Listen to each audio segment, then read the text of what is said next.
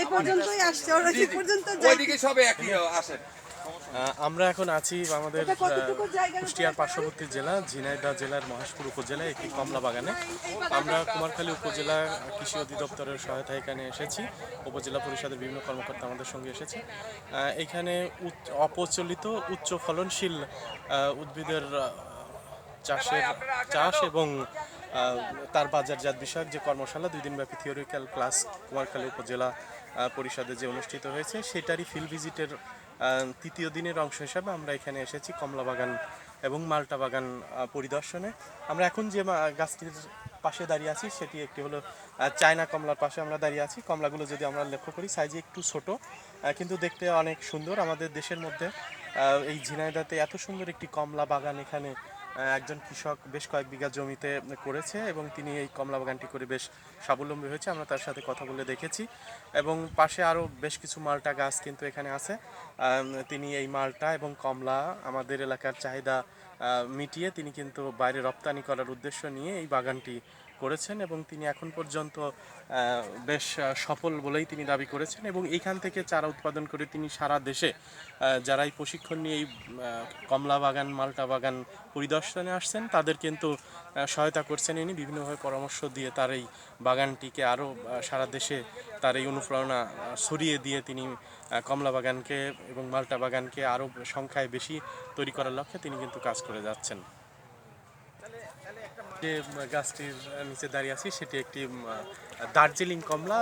লক্ষ্য করলে দেখা যাবে যে কমলাটি বেশ সাইজে বড়। আমরা আগে যেটা দেখলাম চায়না কমলা, আর এটা হলো দার্জিলিং কমলা। কমলাটি বেশ কালারফুল, সাইজে বড় এবং সচরাচর আমরা কিন্তু আমাদের দেশে এরকম কমলা বাগান দেখি না যেখানে আমরা এত থোকা থোকা এরকম কমলা দেখতে পাবো। আমরা সত্যিই অভিভূত এরকম একটি বাগানে এসে যেখানে আমরা নিজের চোখে কমলার যে অরিজিনাল কালার এবং সেটি কিভাবে উৎপাদিত হচ্ছে এবং কি প্রক্রিয়ায় সেটা কিন্তু আমরা এখানে হাতে কলমে দেখতে পারলাম। এখানে আমাদের বিভিন্ন কৃষক যারা কমলা চাষের আগ্রহ নিয়ে কিন্তু এখানে এসেছেন, তাদের এই কমলা চাষে উদ্বুদ্ধ করার জন্যই মূলত এই প্রশিক্ষণ। আমরা যদি পাশে আরও একটি গাছ দেখি সেখানকার কমলাগুলোর সাইজ আরও বড়।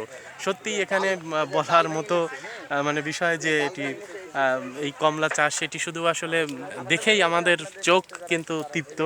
আমরা মানসিকভাবে কমলা চাষে বেশ উদ্বুদ্ধ হচ্ছি তার এই বাগানটি দেখে। এখানে প্রায় 60 জনের মতো কৃষক যারা এই প্রশিক্ষণের অংশ হিসাবে গত 2 দিন ব্যাপী কাগজ কলমে বা প্রজেক্টরের মাধ্যমে যেগুলো দেখেছে তারই কিন্তু হাতে কলমে শেখার অংশ হিসাবে তারা আজকের এই কমলা বাগান পরিদর্শনে এসেছেন। আমরা এই কমলা বাগানের এখানে চারপাশের যে পরিবেশগুলো দেখতে পাচ্ছি, মাল্টা এবং কমলা সমৃদ্ধ এই বাগান। এখানে ইতিমধ্যেই মাল্টাগুলো তুলে এগুলো বাজারজাতকরণ করা হয়েছে, সে কারণে মাল্টার কোনো ছবি কিন্তু আমরা দেখাতে পারছি না। এদিকে যদি আমরা একটু গাছ দেখাই তাহলে অনেক বাগান আমরা দেখাতে পারবো। এই গাছগুলো সবই কিন্তু কমলা এবং মাল্টায় সমৃদ্ধ ছিল। এখন মাত্র কয়েকটি গাছ আগেই বলেছি যে রেখে দেওয়া হয়েছে প্রদর্শনীর জন্য। আমরা যদি লক্ষ্য করি তাহলে এখানে দেখতে পাবেন যে একটা মাল্টার সাইজ এটি আকারে অনেক বড়।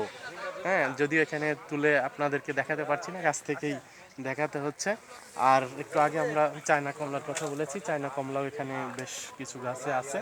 যাই হোক, এই বাগান পরিদর্শনের মধ্য দিয়ে আমরা যারা এই প্রশিক্ষণ শেষ করতে যাচ্ছি তাদের আশাবাদ যে এই বাগানের মালিক আমাদেরকে মোটামুটি তার এই বাগান পরিদর্শনের মধ্যে সুযোগ দিয়ে আমাদেরকে অনুপ্রাণিত করেছেন। আশা করি ভবিষ্যতে আমাদের মধ্যে এই 60 জনের মধ্যে 2-4 জনও যদি কেউ এরকম একটি বাগান করতে উদ্বুদ্ধ হন এবং আমাদের দেশের পুষ্টিমানের চাহিদা পূরণ করে যদি সেটা রপ্তানিযোগ্য সম্পদে পরিণত করতে পারেন, সেটাই প্রশিক্ষণের সার্থকতা বলে আমরা মনে করি। যাই হোক, এদিকে আমাদের আরেকটি গাছ আমরা দেখি তাহলে দেখতে পাবো যে উপর থেকে নিচ পর্যন্ত কিন্তু সেখানে প্রচুর পরিমাণে কমলা এখানে ধরে আছে। যাই হোক, সবাইকে ঝিনাইদহ জেলার মহেশপুর উপজেলায় এই কমলা বাগানটিতে এসে স্বচক্ষে কমলা দেখার আমন্ত্রণ জানিয়ে শেষ করছি। ধন্যবাদ।